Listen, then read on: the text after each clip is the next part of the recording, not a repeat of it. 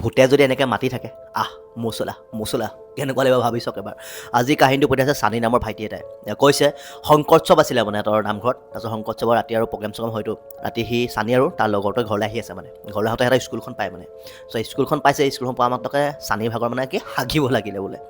গ'ল ভাগৰ লগৰটো ক'লে যে মই হাগিব লাগিছে তই বোলে ৰখি দে বোলে। স্কুলখনৰ পিছফালে গ'ল পিছফালে গৈ পেলাই মানে চানী মানে হাগিবলৈ বহিছে মানে আৰু পথাৰত।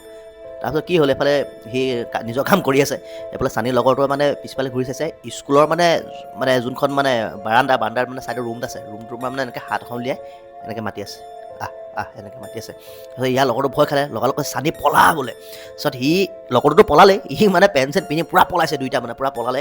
গৈ পেলাই মানে চানীয়ে সুধিছে কি হ'ল কিয় পলালে। তাৰপিছত কৈছে যে স্কুলৰ ভিতৰৰ পৰা বোলে হাত এখনে বোলে এনেকৈ মাতি আছে বোলে বোলে। তাৰপিছত লগালগ গোটেই বৰ্তাক চৰ্তাক চবকে মাতিলে যে স্কুলৰ পৰা কিবা সোমাই আছে নেকি বা চুৰটো বুলি ভাবিছে এনেকৈ মাতি আছে বোলে। তাৰপিছত লগালগ গোটেই গাঁৱৰ মানুহ গৈ চাইছেগৈ ৰুমটোত বুম মানে একো নাই।